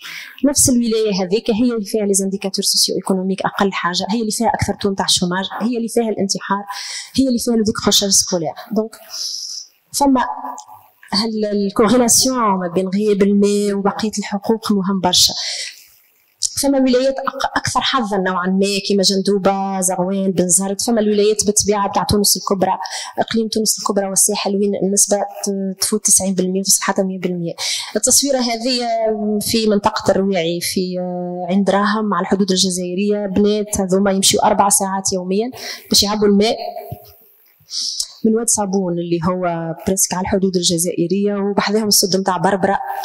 دونك كي تحكي معاه تقول كان الماء، قالت لي المراه الماء جابلنا والعطش قالت لنا، معناها ما تنجمش تحكي حاجه اخرى. معناها اون بلوس الماء يمشي لحمام بورقيبه ويمشي للمستثمرين السياحيين وقت اللي هم عطاشه ويعدوا 4 سوايع في النهار يجيبوا في الماء. دونك ال4 سوايع هذوك راهو مش وقت فقط، راهو وقت راهو ديزاكتيفيتي ضايعين عليها، راهي قرايتها ضايعه، راهي تنجم تستغلهم لو سريسكو تتلهي بروحها هي كبنيه كامراه تقعد في دارها عندها الماء تعمل نشاط اخر، تحب تقرا تحب تعمل. دونك الوقت اللي نحن معناتها نحلوا فيه سباله 30 سكوند ونغسلوا يدينا هما 4 سوايع ديجا نهارهم ضاع باش يجيبوا الماء. الصحة وعلاقتها بالعدالة المائية كيف ما الالتهاب الكبد الفيروسي اللي في 2021 فما 143 حالة لباتيت A، 103 منها في القروان أي بنسبة 70%، وماهيش سوربريز انكور اون فوا على خاطر قيروان هي أقل ولاية مربوطة بشبكة السونات، 84.9% فقط نسبة الربط بالسونات. نحن عملنا دليل صغير مع شركائنا في المجتمع المدني في علاقة بالتهاب الكبد الفيروسي، حبينا نعمل سنسيبيليزاسيون صغيرة للتلامذة في المدارس وللإطار التربوي أنه علاش وأنه كيفاش نظفوا يدينا ولو ما فماش ماء وشنيا لي سيمبتوم نتاعو وكل شيء. الماء بطبيعة سي ان بيان كومان، ما نجمش نترجمها بالعربي. دونك ان بيان كومان معناها هو راهو عرضه ماهوش اكسكلوزيف العبد، ما يملكو حتى حد، وفما ريفاليتي عليه كبيره، دونك فما نزاعات في العالم. نحكيو على نزاعات عن الماء بين الدول، معناها نحكيو على في الجهه نتاع الكتالانيا في اسبانيا، نحكيو على نهر الاردن، نحكيو على معناتها دول تتنازع حول الماء. في تونس نحكيو على ريفاليتي ما بين لي سيكتور، مثلا جوست كيلكوز اكزامبل، معناها عمليه الشرب هذه في صيفه 2024 اللي فات، التحرك هذا نتاع اهالي ردايف على خاطر العمليه الاستخراجيه حرمتهم من حقهم في الماء. هذه كيف في شمال قفصة مستثمر دونك انتربريز اغريكول تخدم بالسيستم هذايا نتاع الجوابي، عنده 4 جوابي كيما هكا، مساحة واحد منهم اكتار، مساحة واحد منهم اكتار، وتقوم في الماء 24 ساعة على 24 ويسقي بهم في الخص اللي هو موجه للتصدير. بالطبيعة الفلاحين احتجوا، عملنا ندوة صحفية إلى آخره، ولكن فما ديما ديزونجو وفما معناتها مصالح صعيب أنك نحاولوا، لكن صعيب أنها تتحرك. الفلاحة متاع برقو البحريين حكيت عليهم، خليج المنستير والكوارث، تلوث واستنزاف موارد. دونك الماء هذاك الأزرق ماهوش ماء أزرق، هذاك الماء متاع الصبيغة ومتاع الكولوران اللي قاعد يهبط من التكستيل ومن الصبيغة متاع الجيل. هذه الديكلاراسيون تاع بيدرو أروجو أغودو اللي هو المقرر الأممي الخاص بالحق في الماء والصرف الصحي اللي جا لتونس في صيفة 2022، وعمل دورة في مختلف الجهات هذه بور كونستاتي، ويعمل ان رابور بعد يعطيه للي ديسيدور وعطاه لوزارة الفلاحة والكل. تفاجأ الحقيقة هو وقت قال لا pénurie d'eau ne peut justifier le non-respect des droits humains à l'eau potable et à l'assainissement. Le gouvernement tunisien devrait accorder la priorité absolue à l'eau potable en réservant la plus haute qualité d'eau disponible aux personnes, indépendamment de la rentabilité d'autres utilisations telles que l'irrigation des entreprises agricoles ou l'exploitation du phosphate. Donc هو حتى في التقرير نتاعو معناتها خرج parmi les recommandations أنه لازم يكون فما إطار قانوني وإلا قانوني ينص على أولوية استعمال المياه الأكثر جودة، أنه ما يخليش الماء أقل كاليتي هو اللي يمشي للسونات ان كونتيتي، لأنه حق في الماء حق ان كونتيتي ان كاليتي ان اكسيسيبيليتي، يعني كما وجودة وولوجا ما يكونش صعيب زاده. الفولي الثاني اللي هي تحديات العدالة البيئية في مواجهة أزمة التلوث. شوية مؤشرات أنا في التلوث باش نحكي جست على التلوث بالنفايات الصلبة لأن الوقت ما يسمحش، خاطر التلوث سواء نفايات صلبة، مياه مستعملة، صناعي إلى غير ذلك. دونك في تونس عندنا 3.18 طن من النفايات يتم إنتاجها سنويا، ربعها في تونس الكبرى. النفايات هذه 10% منها بلاستيكية، عندنا 13 مصب مراقب و4 مسكرة اللي هي مصب المنستير، جربة، قرقنة وعقارب. المصبات هذه تسكرت بعد حركات اجتماعية ورفض مجتمعي معناتها، دونك تسكرت. طاقة الاستيعاب نتاع 13 مصب هذوما هي 1.8 مليون طن. دونك لهنا نشوفوا انه معنا 63% فقط من نفاياتنا المنزليه تمشي من المصبات باش تتردم، الباقي يتلوح في الطبيعه في مصبات عشوائيه وفي الطبيعه. نسبه الرسكله 4% فقط. هذه انكور اون فوا سي دي شيفر اوفيسيال، وبالرغم اللي فما دي ميكانيزم حاطتهم وزاره البيئه على غرار ايكولف وايكوزيت هذوما نتاع رسكله الزيوت ورسكله البلاستيك، لكن الكاباسيتي نتاعهم ضعيفه على الاخر. فما 500,000 طن من البلاستيك ترمى في البحر. المواطن التونسي في المناطق الحضريه ينتج ما يقارب كيلوغرام من النفايات يوميا، 815 جرام. في الريف 250 جرام فقط من النفايات. ممكن يظهر لي ولاية توزر هي أقل ولاية على مستوى الجمهوريه وين المواطن يطيش يخرج نفايات معناتها يوميا. الدينار الكلفه نتاع الكيلوغرام الواحد من النفايات تكلف علينا 100 دينار من الجمعه نتاعها مرورا بالتحويل الى الردم. encore une fois فما ديسباريتي كبيره على خاطر نسبه جمع النفايات في المدن 80% وفي الارياف 20% فقط. للاسف لليوم ما عندناش استراتيجيه وطنيه لتصرف النفايات، يعني ما فماش ان دوكيومون اوفيسيال اسمه لا استراتيجي ناسيونال دو جيستيون دي ديشيون تونيزي.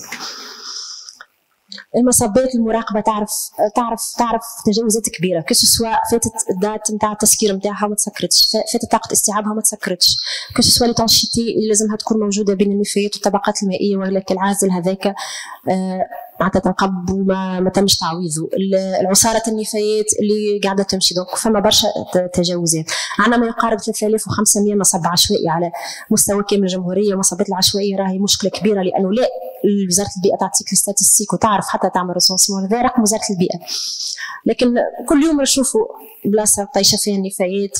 كل مره مش حتى انا البلديات قاعده تعمل في مصبات عشوائيه، البلديه هي بيتها تقول لك انا ما عنديش وين نطيش النفايات دونك تعمل مصب عشوائي تولي طايش فيه العباد الكل وهذاك هو. التلوث ديما يتركز في الهوامش، يعني في لي زون مارجيناليزي والا في لي بيريفيري نتاع المدن كيما بور شاكير في تونس العاصمه، في المناطق اللي بعيده معناتها على المركز، وين تصير برشا اشكاليات وكوارث وتكون الصحه نتاع العباد معناتها مضروره. المشكله انه سياستنا بالطبيعه قايمه على الرد وقايمه على نقل التلوث من مكان الى اخر. يعني انا ما عنديش حل لمشكله التلوث نهزه من بلاصه لبلاصه. باش نعطيكم الاكزامبل نتاع التحرك نتاع عقارب، ما نعرفش سمعتوا مصب القلنا في عقارب 2021 تسكر بعدها تحرك مجتمعي كبير. مصب القلنا اصدر فيه قرار انه باش يتم تجاوز القرار القضائي بالغلق نتاعو اللي هو نورمالمون 2021 يتسكر، دونك لا ما تسكرش وتواصل الاستغلال نتاعو. الاهالي غاديك عرضوا للكمين باش ما يدخلوش الزبله نتاعهم للمصبات، فتم باساج اون فورس، يعني فما دخول بقوه، تم التوجه للحلول الامنيه في 2021 و فما شكون حتى توفى بالاكريموجين. كي تسكر مصب عقارب مشاو للمحرس، في المحرس فما ناس دي نوتابل وعباد عندها الفلوس وكل شيء، دونك تصدوا الحكايه هذه. بعد فما بلايصه صغيره اسمها الليمايه ريف، مشاو للليمايه يحكيوا معاهم باش نعملوا مصب لهنا الى اخره، يكلمونا نحن جماعه الليمايه يا جماعه راهو هكا وهكا وكذا. دونك التلوث ما عنديش انا حل لانه الكميه كبيره برشا، ولاني انا ما نحبش نمشي في الحل اللي هو من السورس، معناها اني جو في لو تري على سورس نقص كميه النفايات اللي عندي باش حتى في الاخر للمصب تمشي كميه ضئيله جدا، على خاطر اكثريه الكميه هذيك باش تترسك. ومادام انت ماكش ماشي فيه راهي العباد باش ترفضوا. ما فماش واحد كيما صار في جربه رفضت نفايات مدنيه، نفايات بن قردان اللي عندهم الحق، كيما عقارب رفضت نفايات صفاقس معناتها بول اندستريال وصحي وطبي، نفايات كلها ماشي العقارب اللي هي بلديه ريفيه وفلاحيه ما عندهمش نفايات، يقول لك نحن الزبله نتاعنا نفايات دجاج. تفشي الفساد وغياب الشفافيه اللي هي الوكاله الوطنيه للتصرف في النفايات، للاسف اورجانيزم معناتها حتى الميكانيزم تاع المساءله ولا الريدوفابيليتي ما تصعيب برشا. البلديات ورغم انه حكينا على ديسنتراليزاسيون لكن ما عندهاش لا امكانيات ماديه ولا بشريه. ضحايا بالطبيعه فما جهات ضحايا التلوث الصناعي كما الحوض المنجمي، كما جابس وين 90% من الثروه السمكيه منذ 1941 مشات في محله واحد شط السلام اللي قاعده تحتضر خليج المنستير، وتهديد مورد رزق البحاره في علاقه بالصناعه التكستيل. كيف الوطن القبلي ما يتحكاش عليه برشا، من فما صناعه لاغرو اليمونتير ومعامل الطماطم في قربه والهواريه، كيف مجمع الحليب نتاع سليمان. باش نختم عملت لي هكا باش نختم من اجل منوال بديل مستدام وعادل، واللي هو الحقيقه دي فيه صعيب على الاخر، لكن على الاقل نحن ما نمشوش اون فيز با ان اوبجيكتيف يبدا كبير برشا، اون فيز دي بتيت اكسيون، اون فيز هكا ان ابوي دعم استمراريه موديل ناجح صغرون في جهه معينه. هذاك نحن شنو نخدموا عليه حتى في المنتدى. العداله البيئيه كما حكيت العداله الاجتماعيه مربوطين ببعضهم، دونك هذاك علاش نحن لابروش نتاعنا سي ابروش با لي دروا دو لوم، واللي نشوفوا انها هي انتغري وانكلوزيف وانها تشمل مختلف الحقوق وتنجم تلم حتى لي زاكتور المتداخلين الكل. كيف الحقوق نظريه الاجيال الثلاثه، الحقوق نحن نلاحظوها لانه هي نظريه تفاضليه، ما فماش حق خير من حق. الحقوق المدنيه والسياسيه، الحقوق الاقتصاديه والاجتماعيه، والحقوق البيئيه اللي جات تروازيام جينيراسيون راهي مهمه على نفس قدم المساواه. لازمنا اليوم نلقوا ونخموا فيه مع بعضنا منوال بديل يبعد على الابعاد الاستخراجيه والاستنزافيه الموارد. كما زاد لازمنا نساندوا الحراك البيئي لانه نوعا ما زاد في ايده الحل. التوصيات العامة: مواصلة التوعية بضرورة تبني مقاربات متكاملة وشاملة لمراجعة السياسات والخيارات البيئية، وتجاوز العدالة القائمة في علاقة بالولوج الماء والحق في بيئة سليمة، تعزيز تأقلم منظوماتنا مع التغيرات المناخية ودعمها التغيرات العالمية شانجمون جلوبو، ودعمها بآليات أفضل لتعزيز صمودها في مواجهة التغيرات المناخية وعوامل الريبة اللي هو الانسيرتيتود. مراجعة قانون المسؤولية المجتمعية المؤسسات اللي حكينا عليه اللي 2018 يبقى إطار قانوني ماهوش إلزامي، دونك يبقى حاجة اختيارية. لازمنا ألا فوا دي مزور ديسيوازيف مي زاد انسيتاتيف حتى للمؤسسات هذه باش تنخرط في احترام البيئة وتحسين محيط عيش المجتمعات المحلية.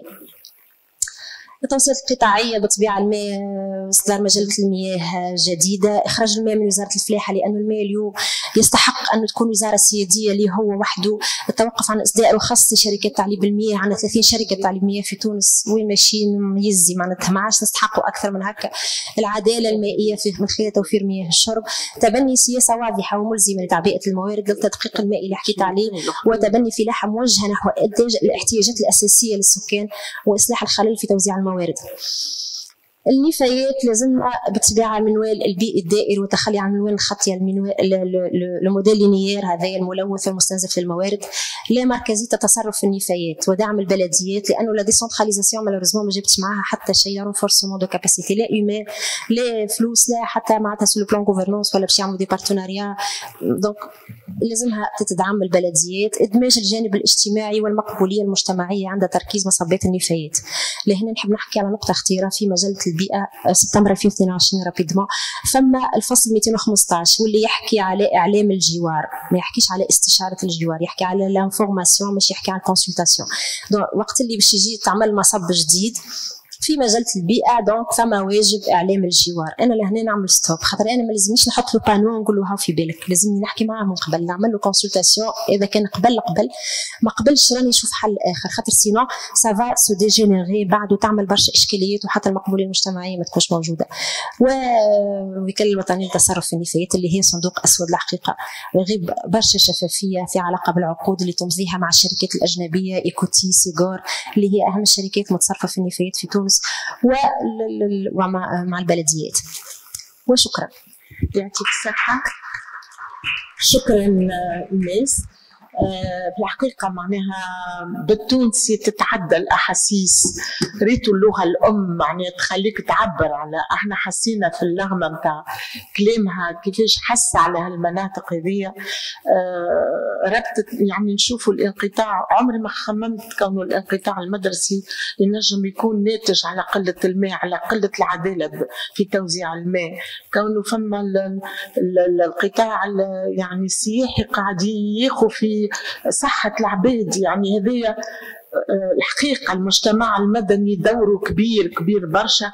ودايما نحب نقول لكم اللي حكاية الماء، القضية متاع الماء من اهتمامات الكبيرة متاع قسم العلوم، وعندنا ندوة نهار 23 أبريل للي حب يحضر ويشوفها على الموقع حول le système aquifère dans le Sahara occidental par Moussa Besbes. Et lui, c'est le spécialiste de l'eau en quelque sorte في تونس، ومتأكدة اللي مش يتحدث على le Sahara occidental برك، لكن certainement باش يتحدث على تونس. دونك توا بدينا نمسوا الواقع نتاعنا. احنا في الجلسة الأولى قعدنا شوية في العلوم الموديلات والتنظير، توا قربنا وجاء وقت الفطور يظل اللي راكم جعتوا. فما فطور يستنى فيكم على التراس تاع بيت الحكمة. مرحبا بكم. دونك باش نعطي الكلمة لآخر متدخل اللي هو طالب دكتوراه أشرف على رسالته. تفضل سي فيصل قرقابي. نحب قبل ما لو طون اللي يستعد فيصل، أنا حضرت كلك سلايدز En fait, البحث نتاعو la recherche je vais switcher بالسوري اسالي خاطر les slides اللي حضرتها. En fait, la préoccupation de développement durable où madame Juhayna Gharib est comment dirais-je la doyenne sur cet axe-là en quelque sorte.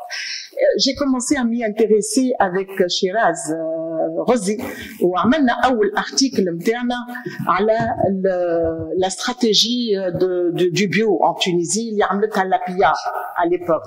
وعملنا une enquête de terrain le résultat le plus important اللي فقنا بيه comme les acteurs de l'environnement tunisien sont peu sensibles au principe de développement durable. Donc, le résultat, c'est un constat qui a poussé à d'autres investigations. Donc, je me suis intéressée à un travail de recherche qui a été publié d'ailleurs dans la revue Social Business par Mohamed Youssef, le prix Nobel le développement durable justement. À travers le prisme de la théorie institutionnelle et néo-institutionnelle, les institutions peuvent influencer le comportement organisationnel lorsqu'elles établissent des normes spécifiques au mode de fonctionnement acceptable et reconnu pour le développement, l'appropriation du concept de développement durable. Donc c'est une question d'institutionnalisation, un mot-clé important. Dans des recherches sur les territoires, et là je rejoins un petit peu l'approche de Hafez tout à l'heure, il y a un travail de recherche que j'avais mené et qui a produit un article des territoires tunisiens entre déficit de confiance et quête de bien-être durable. Les slides sont là, vous pouvez les défiler si vous voulez. Bon, ça va être rapide.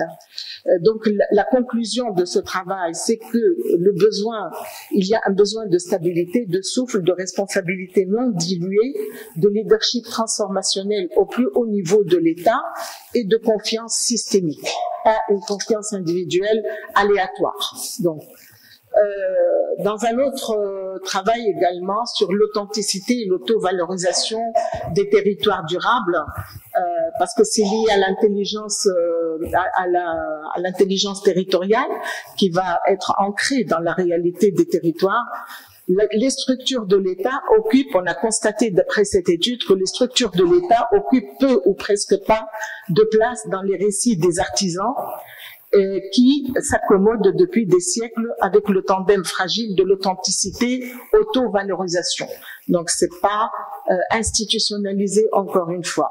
Donc la résilience systémique est également qui combine les dimensions économiques et sociales et aussi culturelles est nécessaire pour correspondre à l'objectif 11.4 des objectifs de développement durable, qui est la protection du patrimoine culturel et naturel. Donc, il y a des objectifs auxquels on doit vraiment s'accrocher pour nous reterritorialiser dans notre patrimoine et dans notre réalité.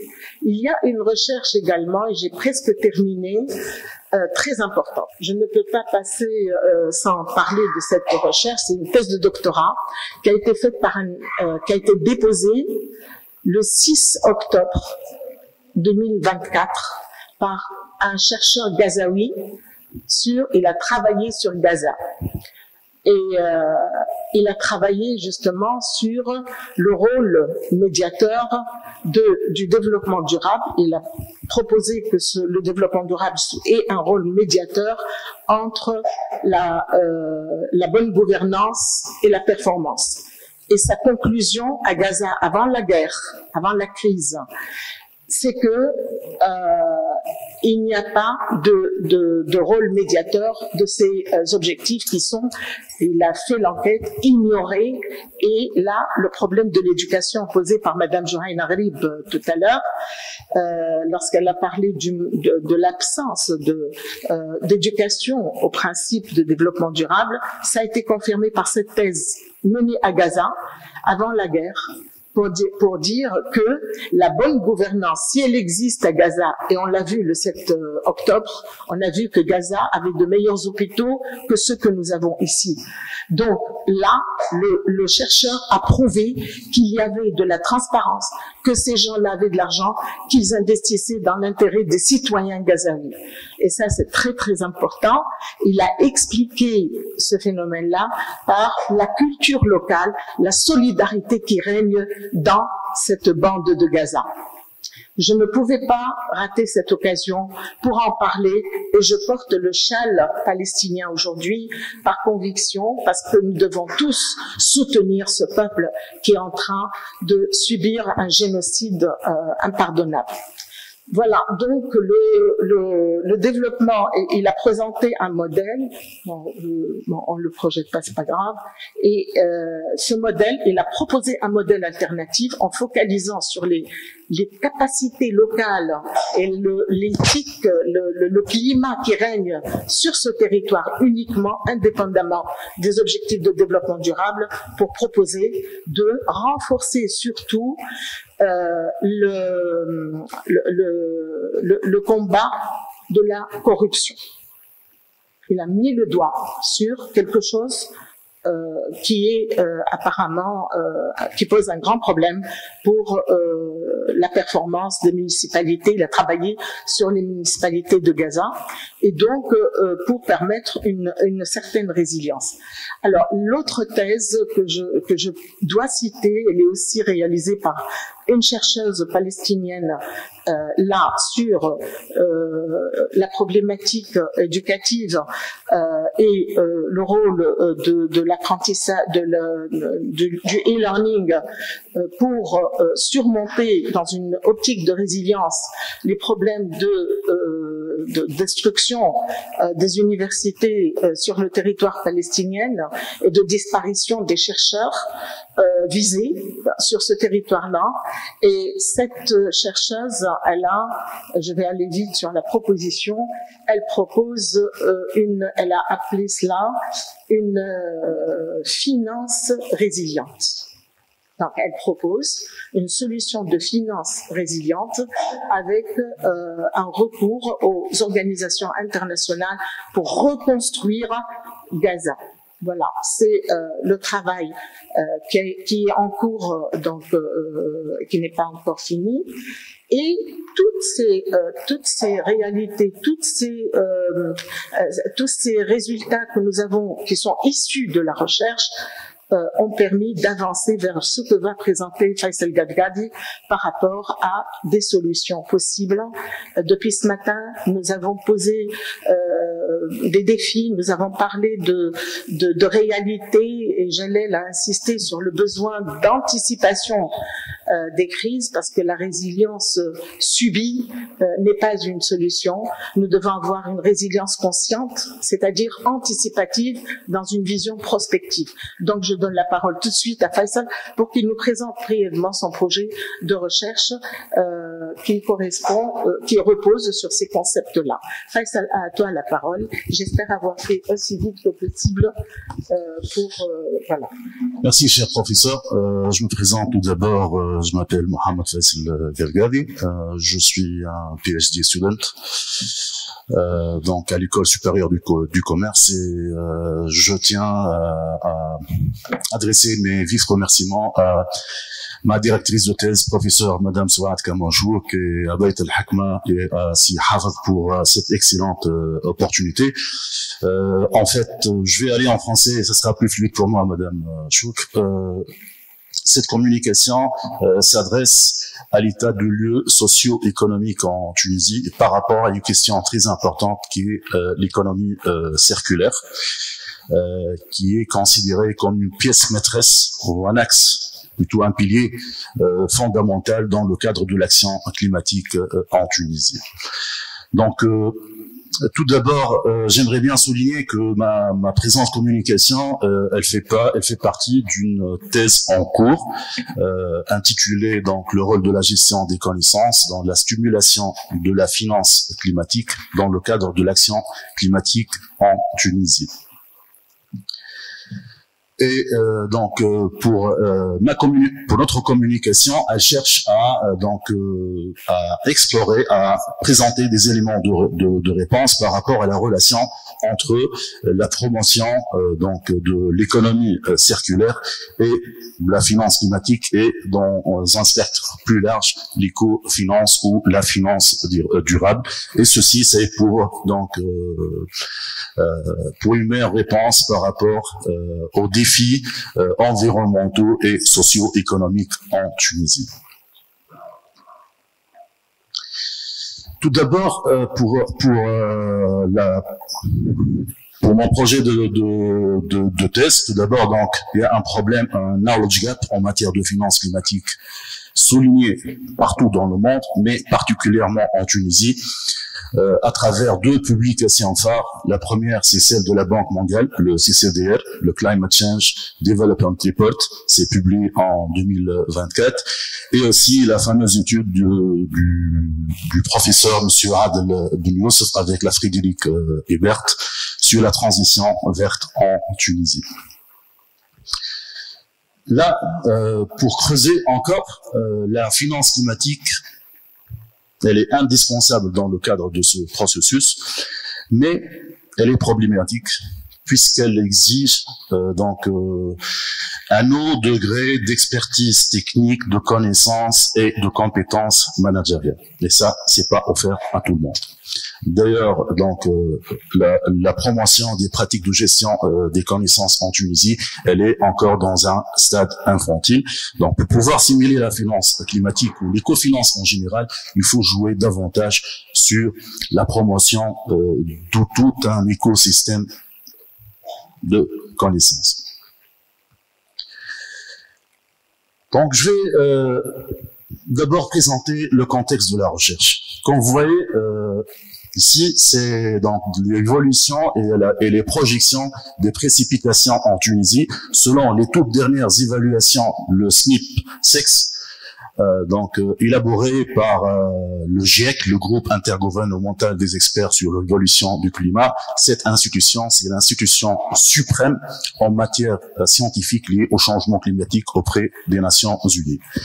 Donc, nous avons plusieurs scénarios, les SSPs, les Shared Socio-Economic Pathways.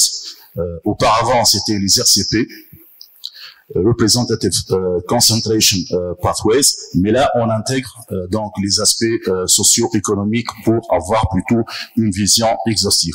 Comme vous le voyez dans ce graphique, nous avons donc la plage historique des précipitations en Tunisie, c'est en bleu, depuis 1980 jusqu'à 2014, ça suivait un certain rythme. Mais là, à partir de 2014, donc avec l'exacerbation des menaces climatiques en Tunisie, et selon la science du climat, nous avons des 4 scénarios SSP qui ont été donc identifiés, et malheureusement dans tous ces scénarios, les précipitations en Tunisie vont substantiellement diminuer, même dans le cadre du scénario le plus optimiste, le SSP1 2.6. Donc, il y a d'ailleurs une étude élaborée par Sichel et Besbes sur les précipitations et sur les projections donc hydriques en Tunisie. Ils ont trouvé que ceci est voué à un déclin pas moins de 9%. Toujours dans le contexte de la recherche, je vous présente aussi un autre graphique lié à l'augmentation des moyennes de température en Tunisie, les températures de surface, dans le cadre des 4 scénarios. Également, donc la Tunisie va connaître d'ici à la fin du siècle une tendance accélérée vers l'augmentation des moyens de température. Dans le cadre du scénario le plus optimiste, on est à peu près entre 1,5 et 2 degrés Celsius.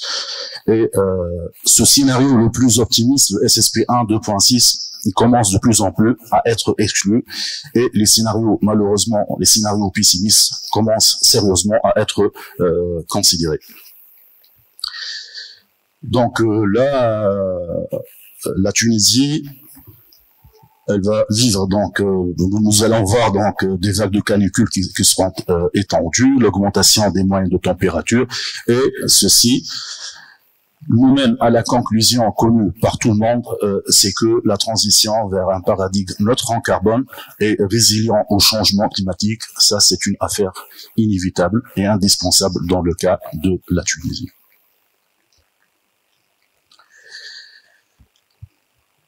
Là, pour creuser encore, le problème, c'est comment financer ce processus de transition vers un paradigme de développement sobre en carbone.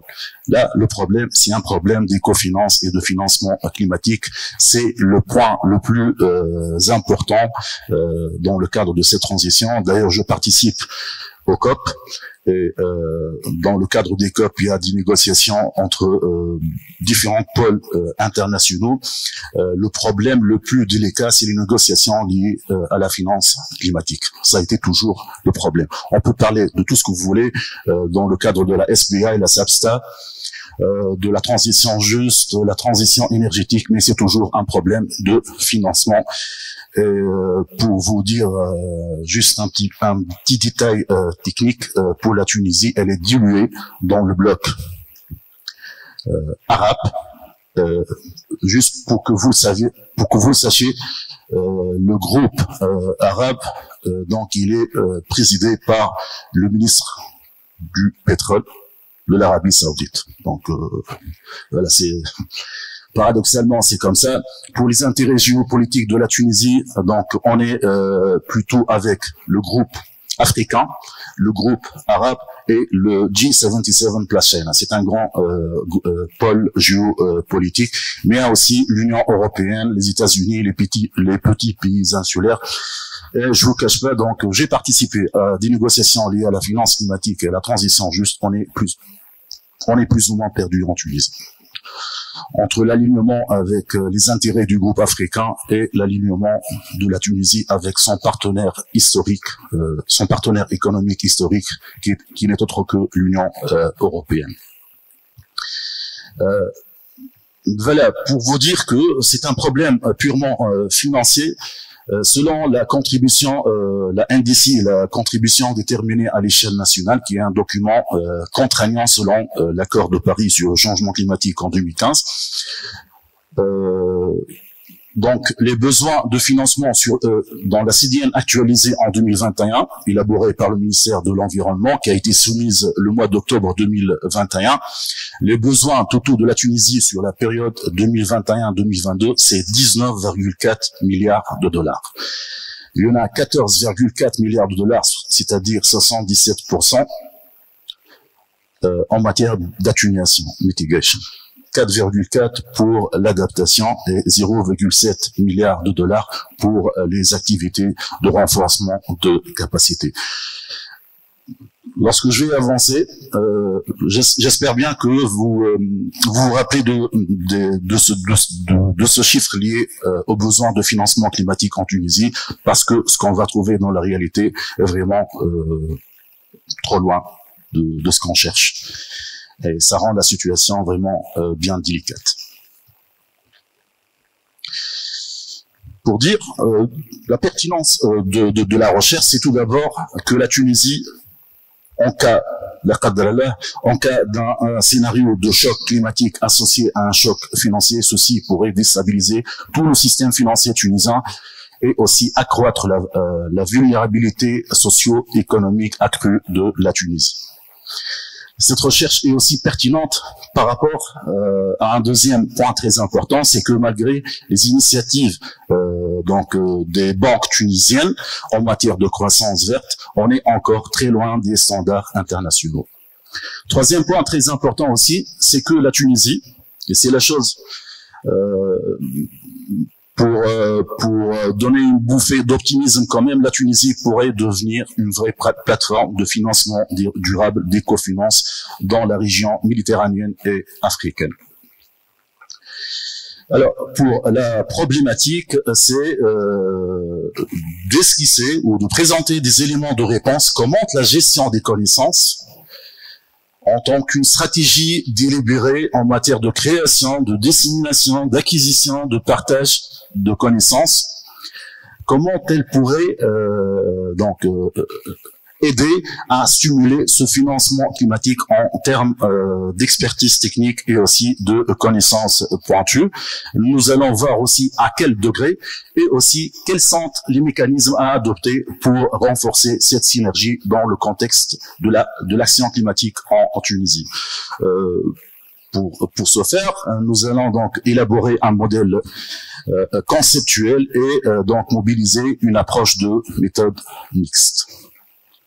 Alors, pour le modèle conceptuel, comme vous le voyez, monsieur, mesdames, donc tout d'abord, nous avons la knowledge management, nous avons deux mécanismes dans la finance climatique ou l'écofinance.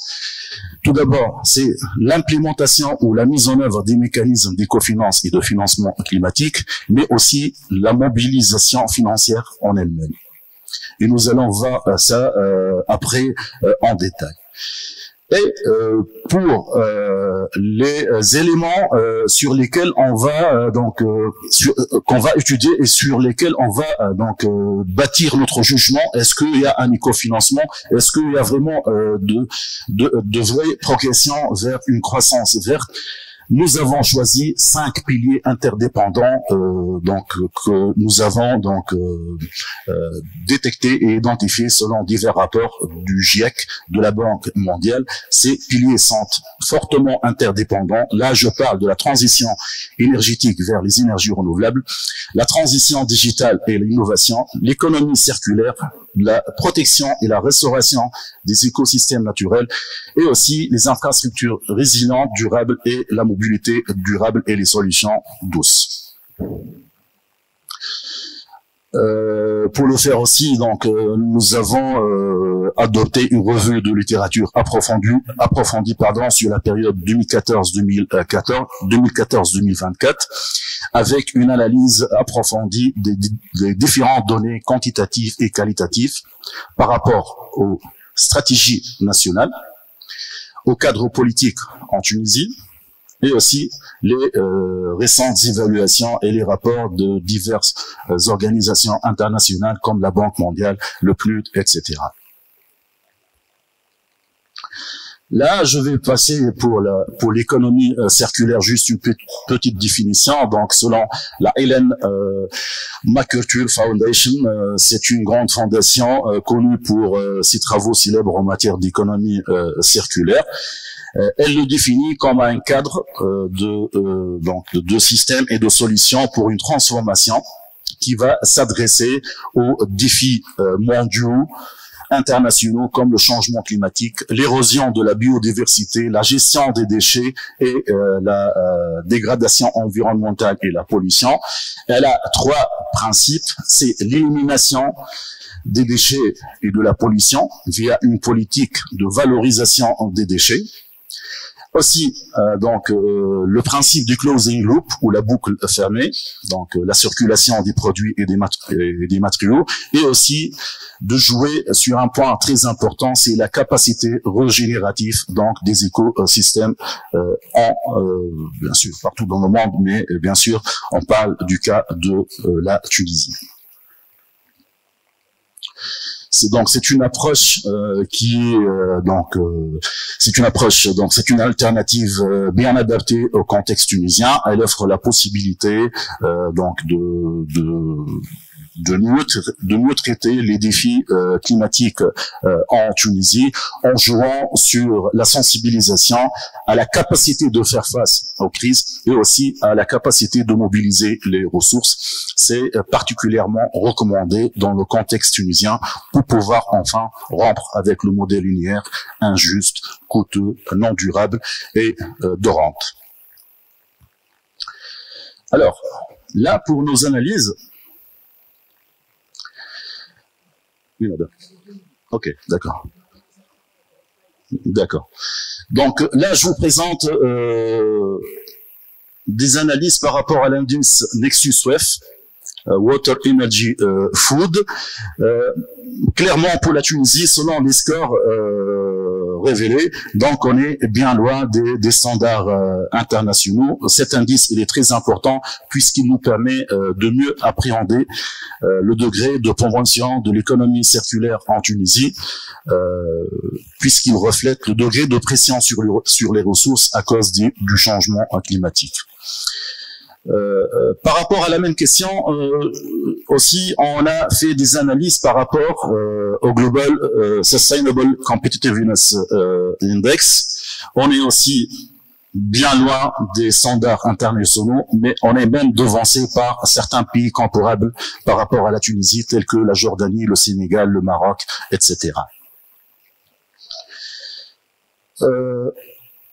Là, ça montre clairement que l'économie circulaire n'est pas bien développée en Tunisie, puisque cet indice GSCI, il a aussi des indices, des sous-indices, notamment le capital naturel et donc l'intensité des ressources. On est encore très loin. Voilà. Oui. Donc, pour les chiffres. Le taux de déboursement des financements climatiques en Tunisie, c'est à peu près entre 5 et 10%. Donc, si on vous donne un accord pour vous financer dans certains projets climatiques ou d'économie circulaire, c'est loin d'être un acquis. D'ailleurs, le taux de déboursement par rapport à ces engagements, selon les différentes recherches scientifiques, c'est situé entre 5 et 10%. Et il faut savoir aussi que ces financements sont majoritairement sous forme d'endettement. Donc 11% sous forme de subventions et de dons, et ça nous permet de comprendre la question en profondeur. Et c'est parfaitement le cas de la Tunisie, et je vous ai dit tout à l'heure que nos besoins de financement climatique, de financement durable, c'est 19,4 milliards de dollars. Nous n'avons engagé que 5,3, et je dis engagé, et non pas encaissé, entre 2009 et 2020.